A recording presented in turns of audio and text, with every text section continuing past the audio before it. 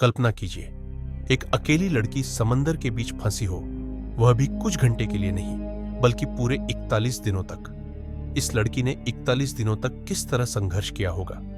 बिना पानी, बिना खाना, सिर्फ मछली पकड़कर खाने के अलावा कुछ भी ना हो और आसमान की छाया ही उसका सहारा बनी हो। दूर दूर तक सिर्फ समंदर ही समंदर था, इतनी दूर कि इस जगह पर अब तक एक भी पक्षी नहीं उड़ पाया था। समंदर हर सेकंड, हर मिनट, हर घंटे इस इंतजार में था कि कब वह गिरे और उसका नाम और निशान मिटाकर पूरी दुनिया से हमेशा के लिए गायब कर दे। कुछ ही घंटे बाद उसका अपना ही प्रेमी उसी समंदर के पेट में जाकर दुनिया से हमेशा के लिए गायब हो चुका था। तो दोस्तों, इस लड़की ने किस तरह 41 दिनों तक इस मौत के मुंह से बचकर निकला, जानने के लिए पूरा वीडियो जरूर देखें। और दोस्तों, आपके ठीक उंगली के बगल में एक सब्सक्राइब बटन दिख रहा होगा। कृपया अपनी उंगली थोड़ा नीचे करके उस सब्सक्राइब बटन पर क्लिक जरूर करें ताकि आपको ऐसे ही और भी वीडियो देखने को मिलते रहे। तो दोस्तों, चलिए वीडियो को करते हैं स्टार्ट। यह कहानी शुरू होती है साल 1983 में, जब कैलिफोर्निया के एक छोटे से समुद्री कस्बे में 23 साल की एक लड़की तामी ओल्ड रहती थी, जिसका बचपन लहरों के बीच बीता था। उसे नौकायन यानी नाव चलाना ऐसे आता था जैसे बच्चे को खेलना आता है।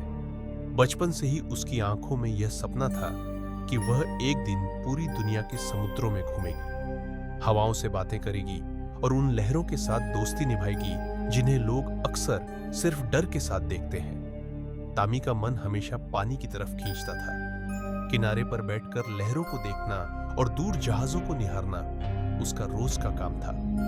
इन्हीं दिनों एक दिन उसकी जिंदगी ने ऐसा मोड़ लिया जो हमेशा के लिए उसकी किस्मत में लिख दिया गया। तामी की मुलाकात एक लंबा चौड़ा मजबूत कद काठी वाले इंग्लैंड के रहने वाले रिचर्ड शार्प से हुई। रिचर्ड भी समंदर का दीवाना था। उसका ज्यादातर वक्त नौकायन और सफर में ही गुजरता था। दोनों की मुलाकात एक समुद्री सफर के दौरान हुई और जैसे ही उन्होंने एक दूसरे से बात करना शुरू किया, उन्हें पता चल गया कि उनके दिल के कोने में एक जैसा सपना पल रहा है। समंदर में जीना, समंदर में सफर करना और दुनिया देखना। शुरुआत में यह मुलाकातें दोस्ती में बदली और धीरे धीरे दोस्ती एक गहरे रिश्ते में बदल गई। वो रिश्ता जिसमें दो दिल एक ही दिशा में बहने लगे, ठीक वैसे ही जैसे दो लहरें मिलकर एक हो जाती हैं। कुछ महीनों बाद किस्मत ने उन्हें एक बड़ा मौका दिया। एक अमीर जोड़े ने तामी और रिचर्ड को अपने बड़े जहाज खजाना को ताहिती से अमेरिका के कैलिफोर्निया तक पहुंचाने का काम दिया। यह कोई छोटा सफर नहीं था, करीब 6,500 किलोमीटर लंबा रास्ता जिसे तय करने में 30 दिन लगने वाले थे। जहाज पूरी तरह लकड़ी का बना था, मजबूत और समुद्री सफरों के लिए बेहतरीन। इस यात्रा के लिए उन्होंने जहाज में खाने पीने का भरपूर इंतजाम किया। डिब्बा बंद खाना, ताजे फल, चावल, पानी, चाय, कॉफी, सब कुछ। साथ में नक्शा, कंपास और रेडियो भी रखा गया ताकि रास्ता और मौसम की खबर मिलती रहे। 23 सितंबर 1983 को ताहिती के बंदरगाह से यह सफर शुरू हुआ। आसमान नीला था, हवा ठंडी थी और लहरें बेहद शांत। तामी डेक पर बैठी समंदर की गहराई को देख रही थी और रिचर्ड स्टीयरिंग पकड़कर मुस्कुरा रहा था। रिचर्ड ने मजाक में कहा, यह सफर हमारी जिंदगी का सबसे खूबसूरत सफर होगा।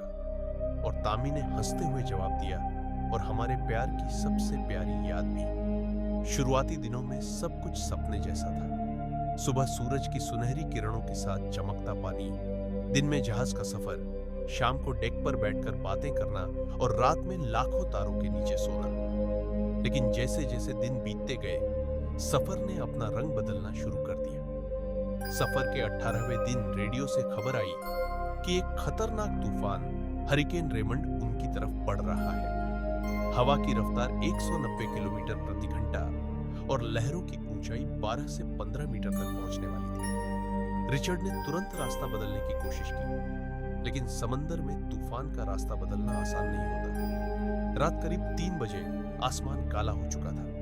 हवाएं चीख रही थी, लहरें दानव की तरह जहाज को निगलने दौड़ रही थी। अचानक एक विशाल लहर ने जहाज को पलट दिया। तामी और रिचर्ड दोनों पानी में गिर पड़े। ठंडा खारा पानी सांस रोक रहा था। चारों तरफ अंधेरा और सिर्फ लहरों का शोर। किसी तरह तामी ने टूटे हुए जहाज का हिस्सा पकड़ लिया और ऊपर चढ़ने लगी। तभी उसने देखा रिचर्ड लहरों के साथ दूर जा रहा था। तामी ने पूरी ताकत से पुकारा रिचर्ड, लेकिन हवा और पानी के शोर में उसकी आवाज डूब गई। रिचर्ड उसे देख रहा था जैसे कुछ कहना चाहता हो, लेकिन अगली ही लहर ने उसे निगल लिया और वह हमेशा के लिए समंदर में खो गया। मस्त गिर चुका था, बाल फट गए थे, रेडियो बंद हो गया था और खाने पीने का सामान बह गया था।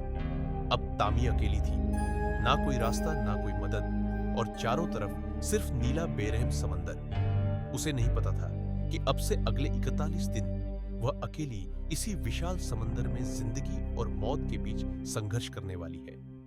अब यह कहानी शुरू होती है उस दिन के बाद जब तामी अपने प्रेमी रिचर्ड को लहरों के बीच खो चुकी थी और वह अकेली टूटे हुए जहाज के एक छोटे से हिस्से पर समंदर के बीचों बीच तैर रही थी। चारों ओर पानी था, दूर दूर तक बस नीला समंदर, इतना विशाल कि ऐसा लगता था मानो पृथ्वी पर सिर्फ वह और समुद्र ही बाकी बचा हो। दूर दूर तक कोई जमीन नहीं थी, ना कोई द्वीप, ना कोई नाव, ना कोई इंसानी झलक। इतना अकेला समंदर कि जहां तक पक्षी भी उड़ते उड़ते थक जाते, वहीं तामी तैर रही थी। इसे देखकर शायद कोई समझ नहीं पाता कि इतने विशाल पानी के बीच अकेली किसी इंसान का जिंदा रहना कितना कठिन और असंभव है। पर तामी के अंदर जज्बा था, उम्मीद थी और एक अनोखा साहस। लेकिन तामी को इस बात का कोई अंदाजा नहीं था कि अब उसके साथ क्या होने वाला है। उसे पता ही नहीं था कि आगे आने वाले 41 दिनों में उसके साथ कैसी कैसी लड़ाइयां होंगी, उसके शरीर और मन से कैसी सी परीक्षा होगी। अचानक उसने दूर एक छोटी नाव में किसी को बैठे देखा। उसने ध्यान से देखा तो वह उसका खुद का प्रेमी रिचर्ड था। वह घायल था, पैर और सिर में चोट लगी हुई थी। उसकी हालत बहुत खराब थी। बिना देर किए तामी ने अपने शरीर की पूरी ताकत लगाकर पानी में छलांग लगाई और उस नाव तक पहुंची। उसने उसे अपनी बड़ी नाव तक खींचा। उसने अपने प्रेमी की देखभाल करना शुरू किया, उसकी चोटों को साफ किया, टुकड़े टुकड़े हुए जहाज पर टेप लगाई ताकि पानी अंदर ना आए, और जितना हो सके खाना पानी दिया। लेकिन हालत बहुत मुश्किल थी। जहाज का एक बड़ा हिस्सा टूट चुका था और खाना पानी खत्म हो चुका था। तेज लहरों ने जहाज का बहुत सारा सामान बहा दिया था, इसलिए बचा हुआ थोड़ा सा खाना ही उसका सहारा था।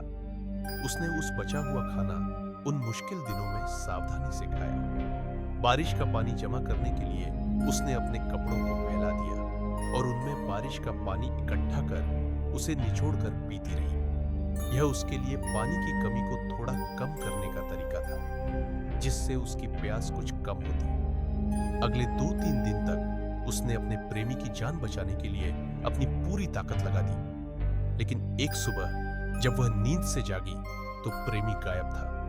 वह सोचने लगी कि कहीं वह नाव से पानी में तो नहीं गिर गया, पर सच ये था कि प्रेमी पहले ही जहाज के पलटने के वक्त मर चुका था। जो उसने प्रेमी को सहारा देते हुए देखा, वह सब उसका अकेलेपन का भ्रम था, जिसे अंग्रेजी में हॉलुसिनेशन या सेल्फ इंड्यूस्ड हॉलुसिनेशन कहते हैं, यानी अपनी मानसिक स्थिति से खुद के मन में भ्रम पैदा करना।